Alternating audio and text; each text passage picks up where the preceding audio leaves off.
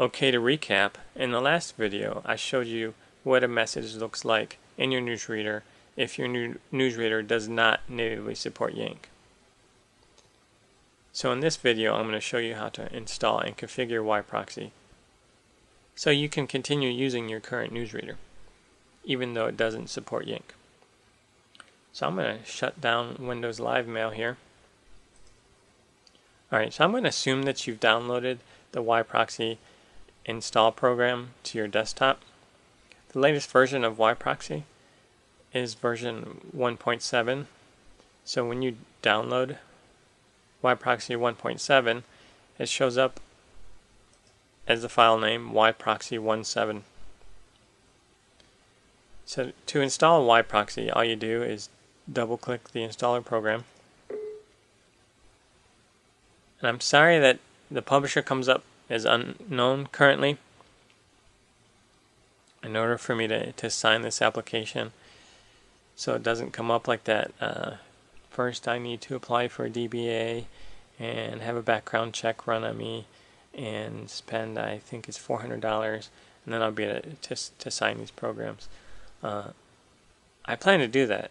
I just haven't done it yet, and I apologize, but I want to let you know that if you have downloaded the program directly from my website, either yProxy.com or browninglads.com, that the program is safe to run. So you can go ahead and say yes to the warning and that you do want to run this installer program.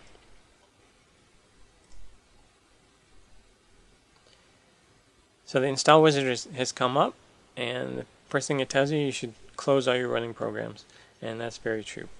So after you've closed all your other programs, in particular, if you're upgrading yProxy, you should close yProxy, otherwise you'll have to reboot. So click next to go to the next screen, and this is where you're presented with an end user license agreement. Hopefully the license agreement protects me a little bit and gives you some rights. But anyway, you're going to have to agree to it in order to proceed with the installation. And it shows you the default folder where it wants to install yProxy is program files yProxy, and I'm okay with that, so I'm going to click next. And by default, all the shortcuts for yProxy get put into the group called Browning Lads Software, which ends up in your start menu. I'm going to keep that default, and I'm going to click next. And the installer is offering to create a shortcut for yProxy right on my desktop. Now, personally, I usually decline the offer. I don't like putting shortcuts on my desktop. I'll either pin them to my taskbar or I'll just go through the start menu. But for the purpose of this video, it's going to be easier if yProxy shortcut is on the desktop, so I'm going to accept it and click next. Now when I click next here, yProxy is going to actually install itself. You'll notice that it happens pretty quickly because yProxy is a pretty small program. Alright, so now the installer program is offering to run the yProxy setup wizard. This setup wizard is what helps you configure your newsreader to work with yProxy.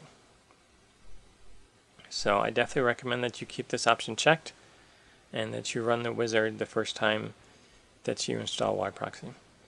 So click finish and the wizard starts up. First thing the wizard tells you is that you need an existing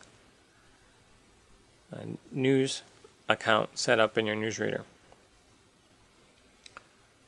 Alright, in the previous video I showed you that I already had an account set up in Windows Mail, and I had already subscribed to news groups, and I was able to connect to my news server and download messages. And that's where you need to be before you even start this wizard. Your ISP or news service provider will help you get your newsreader program set up, whether that's Outlook Express, Windows Mail, Windows Live Mail, or Mozilla Thunderbird. They will help you get your program set up and get that account created so that you're able to connect to the news server and actually download messages. Right. So this wizard will help me configure a working account.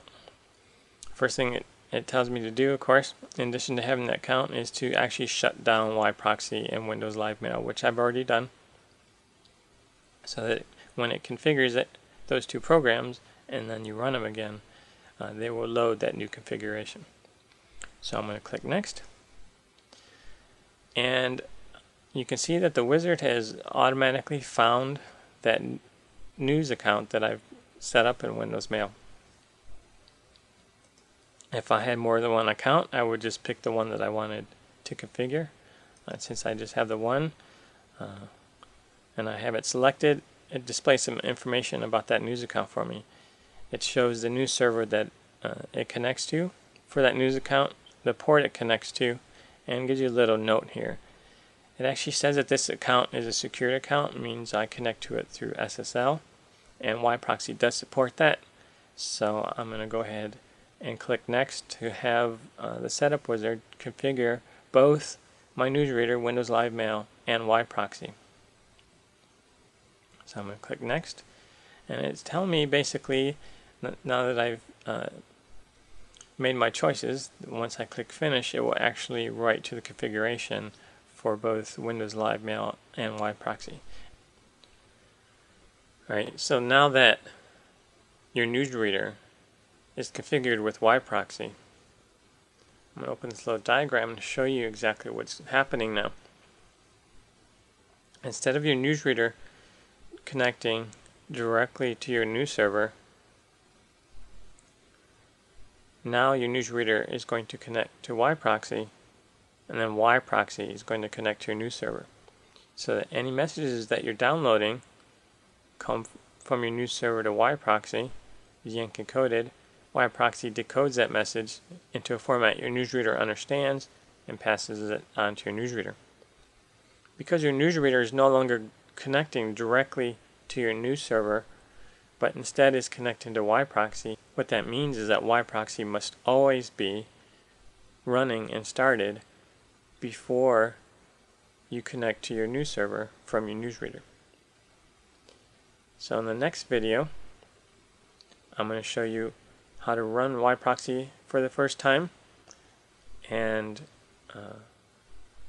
what it looks like in your newsreader. Now that yProxy is running, you'll see that those images will automatically be decoded inside your existing newsreader, even though your newsreader doesn't natively support Yank.